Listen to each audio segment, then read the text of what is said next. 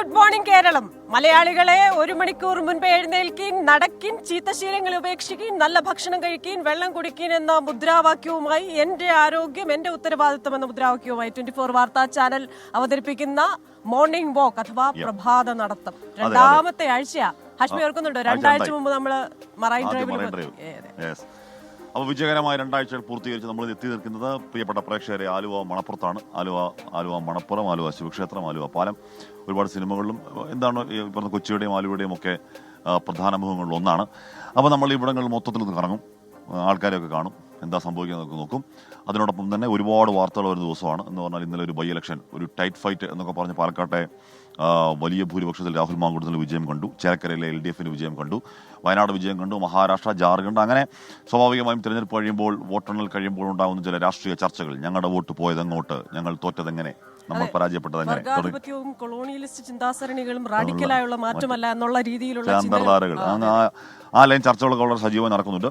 അത് മാത്രമല്ല ഒരുപാട് വാർത്തകൾ സംഭവിക്കുന്ന ഒരു ദിവസമാണ്. അപ്പോൾ പ്രിയപ്പെട്ട പ്രേക്ഷകരെ, നമുക്ക് തുടങ്ങാം.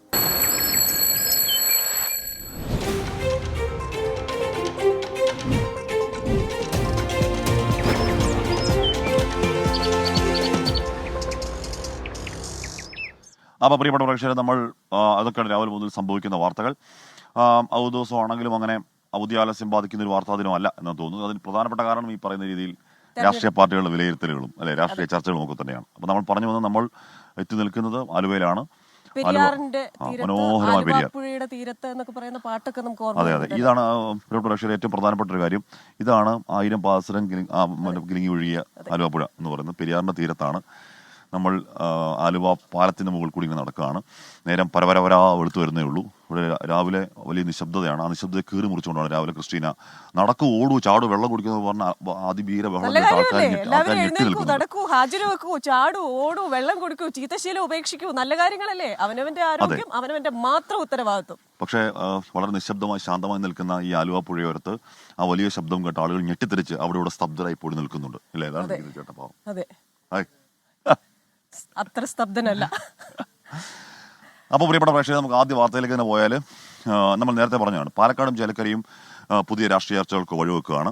അതിൽ പാലക്കാട് നേടിയ വലിയ വിജയം കോൺഗ്രസിന് ആശ്വാസം നൽകുന്നു. ചേലക്കരയിൽ നേടിയ വിജയം LDFനും ആശ്വാസം നൽകുന്നു. ഒരു വിൻവിൻ.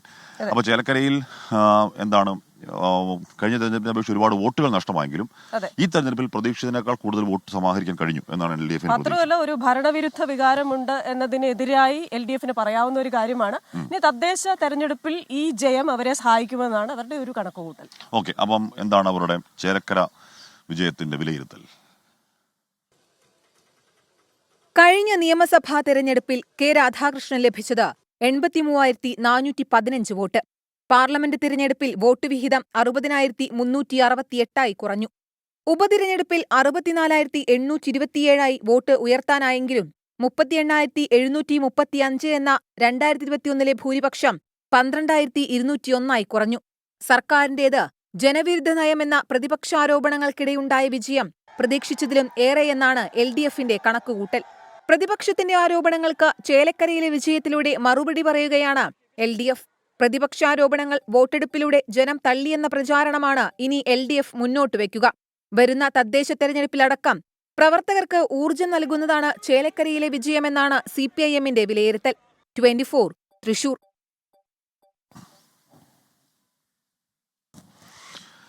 അപ്പോൾ പ്രിയപ്പെട്ട പ്രേക്ഷകരെ, നമ്മൾ ചേലക്കര കണ്ടു. ഇവിടെ നമ്മൾ ആലുവ പാലത്തിന് മുകളിലാണ്. ഈ പാലത്തിന്റെ കൈവരിയിൽ ഏതോ കലാകാരന്റെ ഒരു മനോഹരമായ കലാസൃഷ്ടി, ഹനുമാനാണ് അല്ലേ? ഏതോ മനോഹരമായ കലാസൃഷ്ടി ഇവിടെ മാത്രമല്ല അവിടെയുണ്ട്.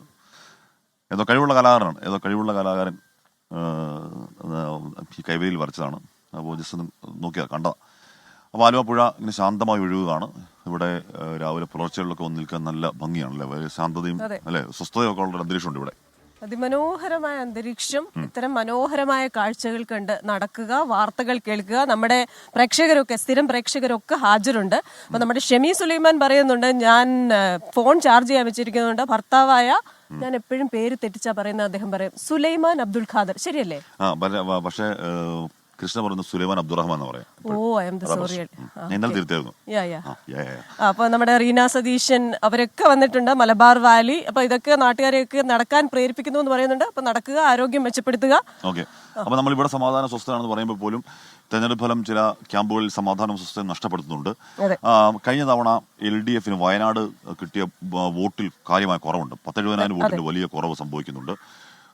അതെന്തുകൊണ്ടാണ് എന്ന് ആലോചിക്കുകയാണ് വയനാട് LDF നേതൃത്വം. നേരത്തെ വയനാട് ഇവിടെ ആ കലാകാരന്റെ മനോഹര സൃഷ്ടിയാണ് വീണ്ടും ഉണ്ട് ഇവിടെ. ഓക്കെ. അപ്പോൾ പറഞ്ഞു വന്നത് പറഞ്ഞു വന്നത് അവിടെ പോളിംഗ് ശതമാനം ഗണ്യമായി കുറയുമ്പോഴും കോൺഗ്രസിന് അവരുടെ വോട്ടുകൾ പൂർണ്ണമായി ഉറപ്പിക്കാൻ കഴിയുന്നുണ്ട്. അവരുടെ ഈ പറയുന്ന ഭൂരിപക്ഷത്തിൽ വലിയ ഗണ്യമായ കുറവുണ്ടാവാതെ വളരെ സേഫായി നോക്കാൻ കഴിയുന്നുണ്ട്. പക്ഷേ LDF വോട്ടുകൾ കുറഞ്ഞത് എന്തുകൊണ്ട്, എങ്ങനെ എന്ന് പരിശോധിക്കാൻ തുടങ്ങുന്നു LDF നേതൃത്വം. മാത്രവുമല്ല, ഇത്ര വലിയൊരു തെരഞ്ഞെടുപ്പ് നടക്കുമ്പോൾ അവിടെ CPIM അവരുടെ ബ്രാഞ്ച് സമ്മേളനത്തിലൊക്കെയാണ് ശ്രദ്ധ കേന്ദ്രീകരിച്ചത്. അതിനുള്ള അലങ്കാരങ്ങൾ പോലും ഈ തെരഞ്ഞെടുപ്പിന് അലങ്കാരങ്ങൾ ഇല്ലായിരുന്നു എന്ന് പറയുന്നവരുണ്ട്. ഒരു കാര്യം ഉറപ്പാണ്, കൊട്ടിക്കലാശത്തിന് നമ്മൾ വയനാട് ഞാൻ നിന്ന് LDF ക്യാമ്പിലാണ്. ഈ പറയുന്ന കാര്യമായ സാധാരണ കൊട്ടിക്കലാശം എന്നൊക്കെ പറയുന്നത് പ്രസ്റ്റീജ് എടുക്കാറുണ്ട്. അത് ഇപ്പൊ എത്ര ചെറിയ തെരഞ്ഞെടുപ്പാണെങ്കിലും നമ്മുടെ പാർട്ടിയുടെ ശക്തി എത്രത്തോളം ചെറുതാണെന്ന് പറഞ്ഞാൽ പോലും ഓരോരോ പാർട്ടികളും കൊട്ടിക്കലാശത്തിന് അവരുടെ പരമാവധി പവർ കാണിക്കാറുണ്ട്. ഒരുപക്ഷെ വയനാട്ടിലെ CPM-ന്റെയും CPI-യുടെയും ശക്തിക്ക് അനുസൃതമായ ഒരു കുട്ടിക്കലാശം അവിടെ ഉണ്ടായില്ല. പരാജയം എന്നാണോ അതോ ഈ പറയുന്ന പോലെ ടി സിദ്ദീഖ് പറയുന്ന പോലെ LDF വേണ്ട രീതിയിൽ തെരഞ്ഞെടുപ്പിന് ഇപ്പം സത്യമോഹരി പറയുന്നുണ്ടല്ലോ, തോൽക്കാൻ പോകുന്ന തെരഞ്ഞെടുപ്പിൽ എന്തിനു വോട്ട് ചെയ്യണം എന്ന് ജനം ആലോചിച്ചിട്ടുണ്ടോ സംശയിക്കുന്നു എന്ന് പറഞ്ഞാൽ, അല്ലെങ്കിൽ അത്രത്തോളം വോട്ട് കുറയേണ്ട കാര്യമില്ല. അപ്പൊ എന്താണ് ഈ പറയുന്ന വോട്ട് കുറയാനുള്ള കാരണം എന്നത് രാഷ്ട്രീയമായി പരിശോധിക്കാൻ പോകുന്നു വയനാട് LDF നേതൃത്വം. കഴിഞ്ഞ തെരഞ്ഞെടുപ്പിൽ രാഹുൽ ഗാന്ധിക്കെതിരെ CPI ദേശീയ നേതാവ് ആനി രാജ മത്സരിച്ചപ്പോൾ 2,83,023 വോട്ടുകളാണ് LDF-ന് നേടാനായത്. 2019-നേക്കാൾ 0.85% വോട്ടുകൾ ആനി രാജയ്ക്ക് കൂടുതൽ ലഭിച്ചു. ആനി രാജയ്ക്ക് വേണ്ടി LDF ഒറ്റക്കെട്ടായി പ്രവർത്തിച്ചെങ്കിലും ഉപതെരഞ്ഞെടുപ്പിൽ LDF ക്യാമ്പ് അത്ര കണ്ട് സജീവമായിരുന്നില്ല. വയനാട്ടുകാർക്ക് സുപരിചിതനായിട്ടും സത്യൻ മൊഗേരിക്ക് വോട്ട് കുറഞ്ഞത് മുന്നണി ബന്ധത്തിന് തന്നെ തലവേദനയാകും. മുഖ്യമന്ത്രി പിണറായി വിജയൻ ഒഴിച്ചാൽ മറ്റ് പ്രചാരകരൊന്നും വയനാട്ടിൽ LDF-നായി എത്തിയിരുന്നില്ല. പാർട്ടി വോട്ടുകൾ പരമാവധി പോൾ ചെയ്യിക്കുന്നതിൽ വീഴ്ച സംഭവിച്ചു. വോട്ടേഴ്സിന് വേണ്ട സ്ലിപ്പുകൾ പോലും പലയിടങ്ങളിലും വിതരണം ചെയ്തില്ലെന്ന് ആക്ഷേപമുണ്ട്. തെരഞ്ഞെടുപ്പ് നമ്മുടെ പ്രവർത്തനത്തിന്റെ വിലയിരുത്തലാണ്, അധ്വാനത്തിന്റെ വിലയിരുത്തലാണ്. ആ അധ്വാനത്തിന്റെ വിലയിരുത്തൽ അനുസരിച്ച് മാന്യമായിട്ടുള്ള പ്രവർത്തനങ്ങൾക്ക് നേതൃത്വം കൊടുക്കേണ്ട ഉത്തരവാദിത്തം എല്ലാ രാഷ്ട്രീയ പാർട്ടികൾക്കും മുന്നണികൾക്കും ഉണ്ട്. ആ പ്രവർത്തനം ഇടതുപക്ഷത്തിൻ്റെതും BJP-യുടെയും നല്ല രീതിയിൽ ഇവിടെ നടന്നിട്ടില്ല. CPI-യുടെ സ്ഥാനാർത്ഥിയോട് CPM നീതി പുലർത്താത്ത ഒരു തെരഞ്ഞെടുപ്പാണ് വയനാട്ടിൽ നടന്നിട്ടുള്ളത്. പ്രിയങ്ക ഗാന്ധി തരംഗം, ഉപതെരഞ്ഞെടുപ്പിനോടുള്ള ആളുകളുടെ വിമുഖത, നിഷ്പക്ഷ വോട്ടുകൾ പോൾ ചെയ്തതിലെ കുറവ് എന്നിവ സത്യൻ മൊഗേരിക്ക് വോട്ട് കുറയുന്നതിന് കാരണമായി LDF വിലയിരുത്തുന്നു. മുണ്ടക്കൈ ചൂരൽമല ഉരുൾപൊട്ടൽ ബാധിതരുടെ പുനരധിവാസത്തിലുൾപ്പെടെ സർക്കാരിന് വന്ന വീഴ്ചയും വോട്ട് കുറഞ്ഞതിന് കാരണമായി എന്ന വിമർശനമുണ്ട്. 24 വയനാട്. പ്രിയപ്പെട്ട പ്രേക്ഷകരാണ് അവിടെ തീവണ്ടി വന്നു. നല്ല രസമുണ്ട്. ഇവിടെ നോക്കുമ്പോൾ ഈ പാലത്ത് നോക്കുമ്പോഴേക്കും അത് ഗുഡ്സ് ട്രെയിൻ തോന്നുന്നു അല്ലേ? ഒരു ചരക്ക് തീവണ്ടി അങ്ങനെ പോകണം. ജാലകങ്ങളും വാതായനങ്ങളും ഒന്നും കാണുന്നില്ല. വാതിലും ജലമൊന്നും ഇല്ല.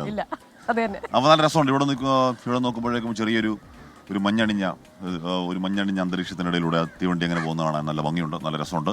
ഇവിടെ നിന്ന് ശബ്ദം കേൾക്കാം. അപ്പൊ അങ്ങനെ ജീവിതം ഇവിടെ ഉണർന്നു വരികയാണ്.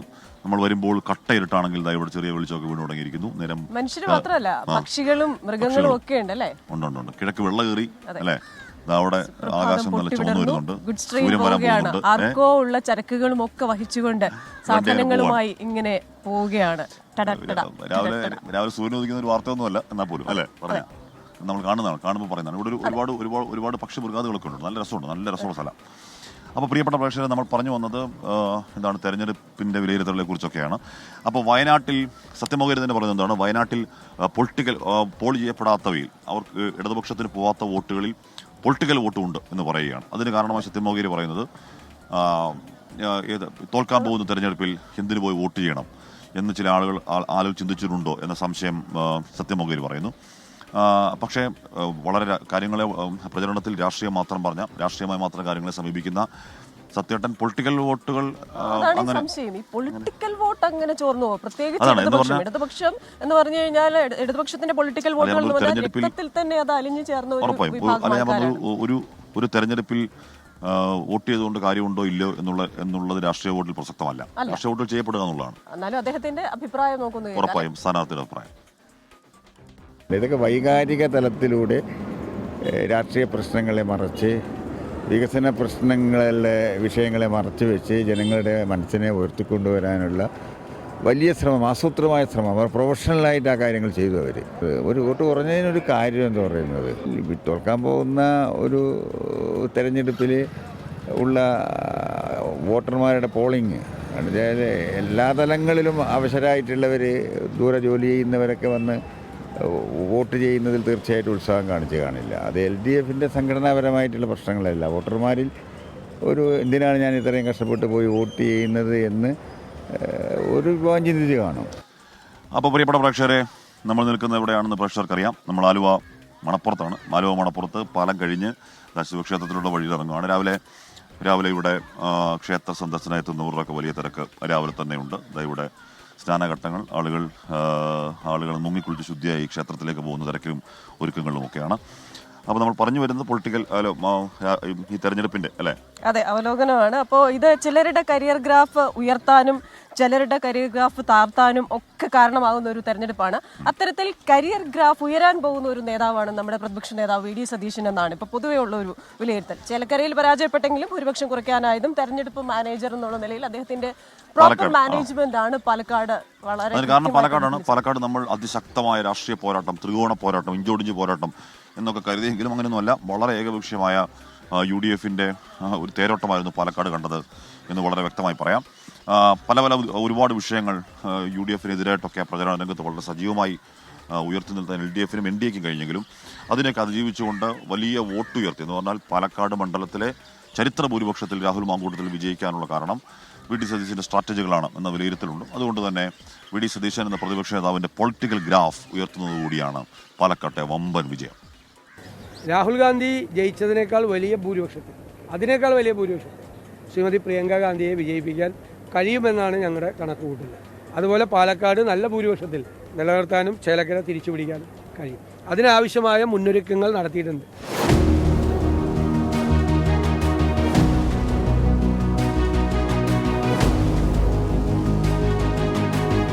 ഉപതിരഞ്ഞെടുപ്പ് പ്രഖ്യാപിച്ചതിന് തൊട്ടുപിന്നാലെ VD സതീശന്റെ ആത്മവിശ്വാസം കലർന്ന വാക്കുകളായിരുന്നു ഇത്.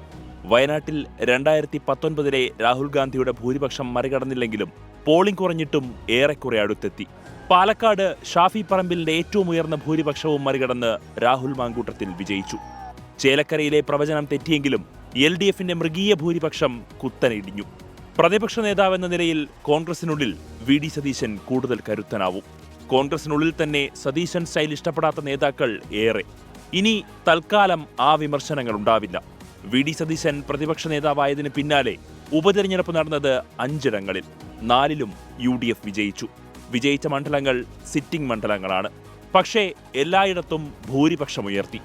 ഇടതുകോട്ടയിൽ ഭൂരിപക്ഷം കുത്തനെ താഴ്ത്തി. VD സതീശൻ പാർട്ടിയെ ഹൈജാക്ക് ചെയ്യുന്നു എന്ന വിമർശനങ്ങൾ ഉയർന്നു തുടങ്ങിയ കാലമാണ്. എങ്കിലും VD സതീശൻ കാലത്തെ തിരഞ്ഞെടുപ്പുകളിൽ മുൻപെങ്ങുമില്ലാത്ത പ്രൊഫഷണലിസം കോൺഗ്രസിൽ കണ്ടു. ഉപതെരഞ്ഞെടുപ്പ് പ്രഖ്യാപിച്ച് മണിക്കൂറുകൾക്കുള്ളിൽ സ്ഥാനാർത്ഥി പ്രഖ്യാപനം. തിരഞ്ഞെടുപ്പ് പ്രവർത്തനം ആരംഭിച്ചാൽ എല്ലാ ബൂത്തുകളിലും ദിവസേന റിവ്യൂ മീറ്റിംഗ്. വോട്ടർ പട്ടികയിൽ പേര് ചേർക്കലിൽ പോലും നേരിട്ടിടപെടൽ. എങ്കിലും LDFിൽ നിന്നൊരു മണ്ഡലം തിരികെ പിടിക്കാൻ കഴിഞ്ഞിട്ടില്ല എന്നത് പോരായ്മയാണ്. പക്ഷേ ആ വിമർശനം പാർട്ടിക്കുള്ളിൽ ഏശില്ല. ഒന്നാം പിണറായി സർക്കാരിന്റെ കാലത്ത് വട്ടിയൂർക്കാവ്, കോന്നി, പാല എന്നീ സിറ്റിംഗ് മണ്ഡലങ്ങൾ കൈവിട്ടു കോൺഗ്രസ്. ഇപ്പോൾ ഭൂരിപക്ഷം പറഞ്ഞ് തിരഞ്ഞെടുപ്പിനെ നേരിട്ട് വിജയിക്കുന്ന VD സതീശൻ സ്റ്റൈലിൽ പ്രവർത്തകർ ഹാപ്പിയാണ്.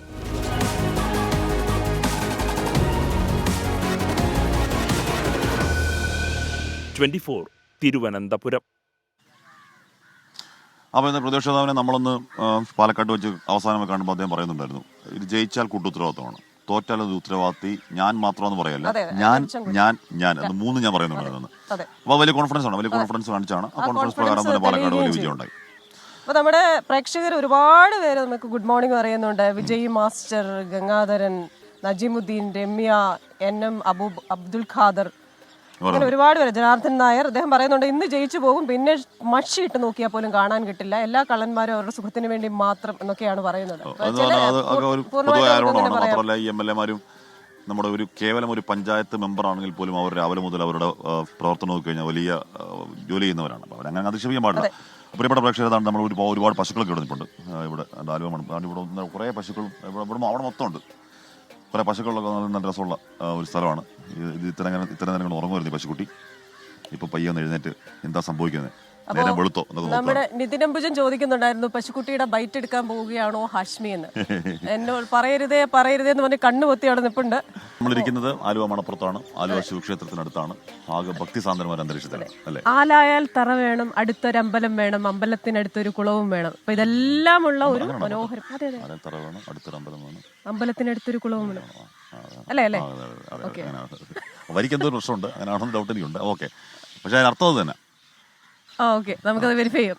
അപ്പൊ നമ്മുടെ ഒരുപാട് പ്രേക്ഷകരും വന്നിട്ടുണ്ട്. ലില്ലി ചോലയിൽ ഗുഡ് മോർണിംഗ് പറയുന്നുണ്ട്. പിന്റോ ജോൺസൺ പറഞ്ഞു sorry your greetings was only to Kerala RV. അപ്പൊ പിന്റോ ജോൺസൺ എവിടെയാണ്? കേരളം മലയാളികൾ എന്ന് ഞാൻ പ്രത്യേകം പറഞ്ഞിരുന്നു. അപ്പൊ മലയാളികൾ ലോകത്ത് എവിടെയുണ്ടെങ്കിലും നീ വേറെ പ്ലാനറ്റിലാണെങ്കിൽ പോലും അവർക്കെല്ലാം ആ ഗുഡ് മോർണിംഗ് ബാധകമാണ് അല്ലേ. പിന്റോ ജോൺസൺ മലയാളി അല്ലേ? മലയാളിയാണ്, പക്ഷെ അദ്ദേഹം പറയുന്നത് കേരളം എന്നാണ് പറഞ്ഞത്. അപ്പൊ കേരളത്തിൽ അല്ലാത്തവർക്ക് അതില്ലേ. അതെ, അതാണ് കൺഫ്യൂഷൻ.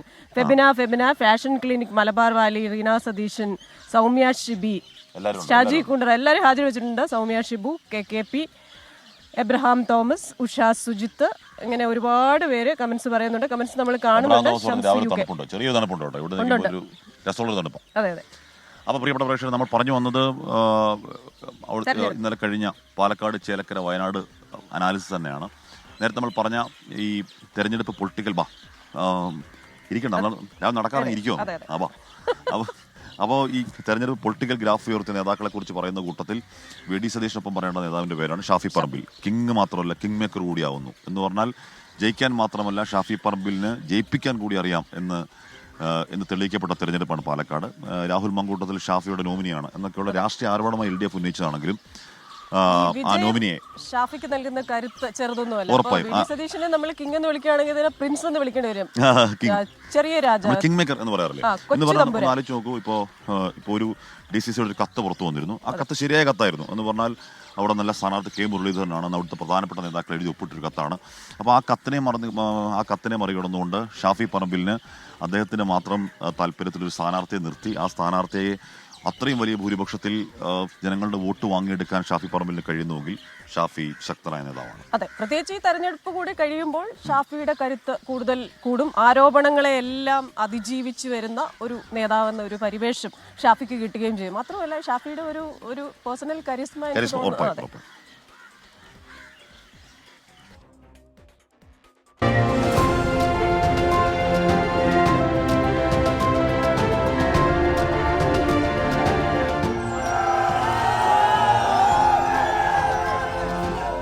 പ്രാദേശിക കോൺഗ്രസ് നേതാക്കളുടെയും VK ശ്രീകണ്ഠൻ MPയുടെയും എതിർപ്പുകളെ മറികടന്നാണ് പാലക്കാട് രാഹുൽ മാങ്കൂട്ടത്തിൽ സ്ഥാനാർത്ഥിയായി എത്തുന്നത്. മുതിർന്ന കോൺഗ്രസ് നേതാവായ K മുരളീധരനെ സ്ഥാനാർത്ഥിയാക്കണമെന്നായിരുന്നു DCC ഹൈക്കമാൻഡിനോട് ആവശ്യപ്പെട്ടത്.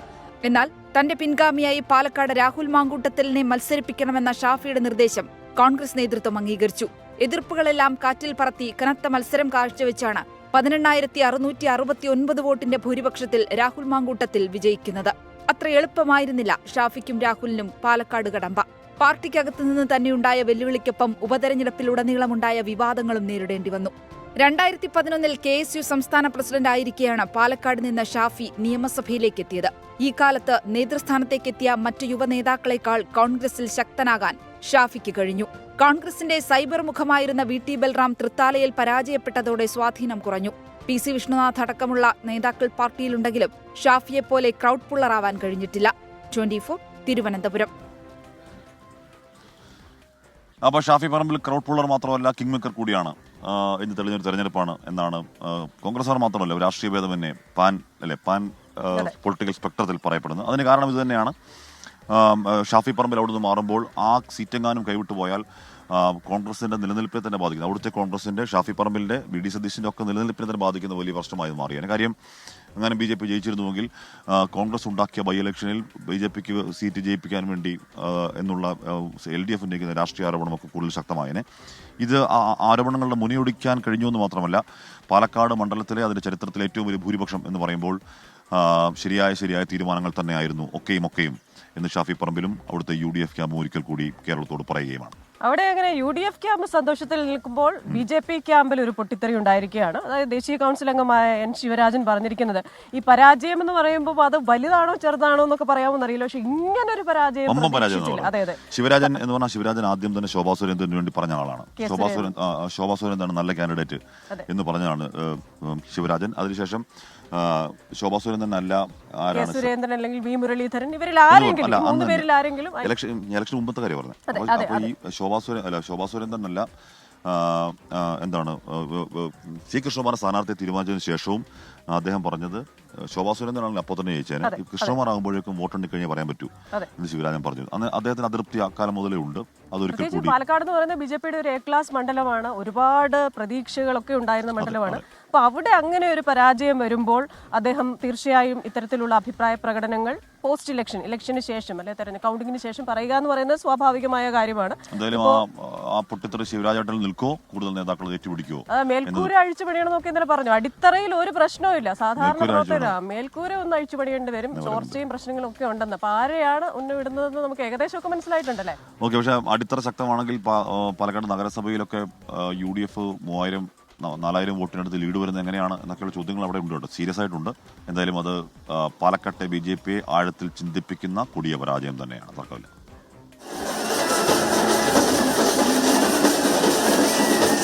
ദേശീയ നേതാക്കളിൽ തുടങ്ങി പാർട്ടി പ്രവർത്തകരും അണികളും അനുഭാവികളും വരെ പാലക്കാട്ടെ തോൽവിയിൽ വിമർശനവുമായി രംഗത്തെത്തി.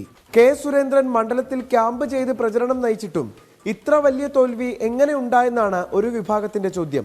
ശോഭാ സുരേന്ദ്രൻ സ്ഥാനാർത്ഥിയായിരുന്നെങ്കിൽ ഫലം മറ്റൊന്നായനെയെന്ന് ദേശീയ കൗൺസിൽ അംഗം N. ശിവരാജൻ ഇന്നലെ തന്നെ 24-ലൂടെ തുറന്നടിച്ചു. ശോഭാ സുരേന്ദ്രനോ V. മുരളീധരനോ K. സുരേന്ദ്രനോ റിസൾട്ട് വേറെ മറിച്ചാകാമെന്നുള്ള ഒരു വിശ്വാസം എനിക്കുണ്ട്, ഇപ്പോഴും ഉണ്ട്. അത് തോൽവിയെക്കുറിച്ച് വിശദമായി പഠിക്കുമെന്ന് C. കൃഷ്ണകുമാറും ജില്ലാ നേതൃത്വവും വ്യക്തമാക്കുമ്പോഴും പാർട്ടിക്കുള്ളിൽ വലിയ ആഭ്യന്തര കലഹത്തിന് പാലക്കാട്ടെ തോൽവി വഴിവെക്കുമെന്നുറപ്പ്. ശോഭയെ പരിഗണിക്കാതിരുന്നതും സന്ദീപ് വാര്യരെ അപമാനിച്ച് ഇറക്കിവിട്ടതും ഒരു വിഭാഗത്തെ ചൊടിപ്പിച്ചിട്ടുണ്ട്. നഗരസഭയിലെ വോട്ടു ചോർച്ചയാണ് BJP ക്യാമ്പിന് വലിയ തിരിച്ചടിയായത്. അടിയന്തര അഴിച്ചുപണികൾ ഉണ്ടായില്ലെങ്കിൽ തദ്ദേശ തെരഞ്ഞെടുപ്പിൽ നേട്ടമുണ്ടാക്കാൻ കഴിയില്ലെന്ന ആശങ്കയും ഒരു വിഭാഗത്തിനുണ്ട്. 24 പാലക്കാട്. പ്രിയപ്പെട്ട പ്രേക്ഷകരെ, ഹാഷ്മി ഇവിടെ അജപരിപാലനത്തിലാണ്. ദൈവം തമ്പുരാൻ വലിയവനാണ് എന്ന് പറയുന്നതിന് ഒരു തെളിവാണ്. കഴിഞ്ഞ ആഴ്ച ഒരു പൂച്ചയെ ഞാൻ പരിപാലിച്ചപ്പോൾ അപ്പുറത്തൊരു നായ, ഇപ്പുറത്ത് ക്രിസ്റ്റീന ചേച്ചി, വലിയ ശല്യമാണെന്ന്. അപ്പൊ അപ്പുറത്ത് പശുക്കൾ, ഇപ്പുറത്ത് ഹാഷ്മി ആടുകൾക്ക് ഒരു സമാധാനം കൊടുക്കുന്നില്ല. പൂച്ച ഓടി തള്ളായിരുന്നു. ഇവിടെ അവിടെ പശുക്കുട്ടി ആയാലും ഇവിടെ ആട്ടുംകുട്ടി ആയാലും നമ്മൾ നമ്മുടെ കൂടെ നിൽക്കുക. നടക്കട്ടെ, അജപരിപാലനം നടക്കട്ടെ വാർത്ത വായിക്കും. ഓക്കെ, അല്ല പ്രിയപ്പെട്ട, അവിടെ അപ്പുറത്ത് ആടാണ്, ഇവിടെ ആടുണ്ട്, അപ്പുറത്ത് കുറെ പോത്തുകളുണ്ട്. രാവിലെ ഇവിടെ ചാണകമുണ്ട്, പോട്ടെ മാറി കിടക്കുക ഇവിടുന്ന്. ഓക്കെ, അപ്പോൾ എന്ന് പറഞ്ഞാൽ രാവിലെ നമുക്ക് ഇവരൊക്കെ കാണുന്നത് ഭയങ്കര സന്തോഷം അല്ലേ, രാവിലെ ഇങ്ങനെ ഹാപ്പിയാണ്. അപ്പോൾ നമ്മൾ പറഞ്ഞു വന്ന ഇലക്ഷനാണ്. ഭരണ പ്രതിപക്ഷ മുന്നണികൾക്ക് ഒരുപോലെ സാധ്യത അവകാശപ്പെടാനാവുന്ന ഉപതെരഞ്ഞെടുപ്പ് ഫലങ്ങൾ മാറിയതോടെ തദ്ദേശ തെരഞ്ഞെടുപ്പ് മുന്നിൽ കണ്ടുള്ള രാഷ്ട്രീയ പാർട്ടികളുടെ അവകാശവാദങ്ങൾക്ക് വാദപ്രതിവാദങ്ങൾ കൂടുതൽ ശക്തി പ്രാപിക്കുകയാണ്. കേവലം മാസങ്ങൾക്കപ്പുറം നിയമസഭാ തെരഞ്ഞെടുപ്പ് നടക്കാൻ പോകുന്നു, അതിനും തദ്ദേശ തെരഞ്ഞെടുപ്പ്. കേരളം രാഷ്ട്രീയ വർഷങ്ങളിലേക്ക് പോകുമ്പോൾ അതിന് തൊട്ടുമുമ്പുള്ള ഉപതെരഞ്ഞെടുപ്പ് ഫലങ്ങൾ സ്വാഭാവികമായും വലിയ രാഷ്ട്രീയ ചർച്ചയാണ്.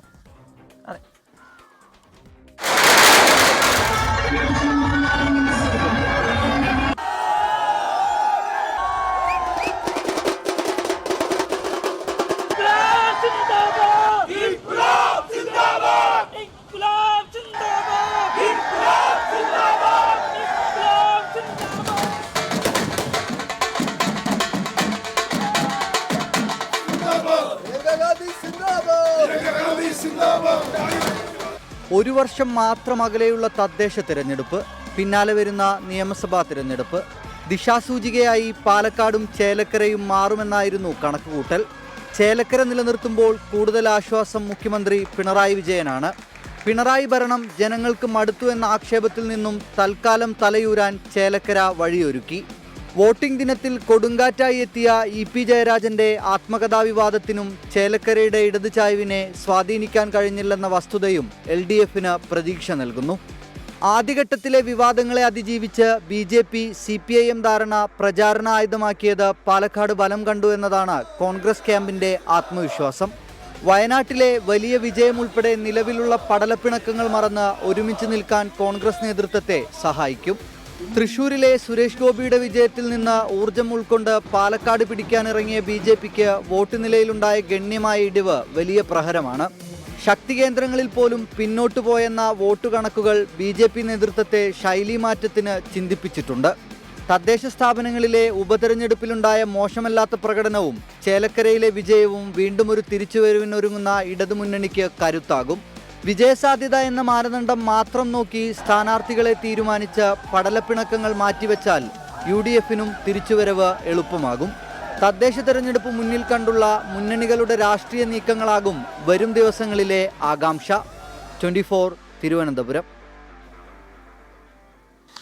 റീന സതീശൻ പറയുകയാണ് ഇന്നലത്തെ ഇലക്ഷൻ റിസൾട്ടിലെ മലവടക്ക് സൂപ്പറായിരുന്നു. കുന്നിഞ്ചേരി വാക്കാൻ ഞാൻ പല പ്രാവശ്യം പറഞ്ഞു, പക്ഷേ കമൻസിന്റെ മലവെള്ളപ്പാച്ചിൽ 3 പേരും കണ്ടില്ല. അതെ, പക്ഷെ സീനാ മുഹമ്മദ് പറയുന്നുണ്ട് ഇപ്പോ പോത്തെന്ന് പറഞ്ഞിട്ട് എന്തിനാണ് ക്രിസ്റ്റിയെ നോക്കിയത്, എന്തിനാ എന്നെ നോക്കിയത്, ഫോർ വാട്ട് കോക്കനട്ട് ചിരിക്കുന്നു. അപ്പൊ അത് എന്തൊക്കെ ഉദ്ദേശിച്ചതന്നെ നോക്കിയ പ്രേക്ഷകരെ ഒരു ഇടവേളയാണ് വരുന്നത്. ഇടവേളയ്ക്ക് ഞാൻ ഇതിനുള്ള മറുപടി ഹാഷ്മിക്ക് കൊടുക്കുന്നതായിരിക്കും. മനോജ് കുമാർ ആലായാൽ തറ വേണം, അടുത്ത അമ്പലം വേണം, ആലിന് ചേർന്നൊരു കുളവും വേണം. ചേച്ചി പറഞ്ഞില്ലേ ആലിന് ചേർന്നൊരു. Manoj Kumar thank you. എന്തായാലും ഞാനത് ആ ബ്രേക്കിലൊന്ന് തപ്പി നോക്കാനിരിക്കുകയായിരുന്നു.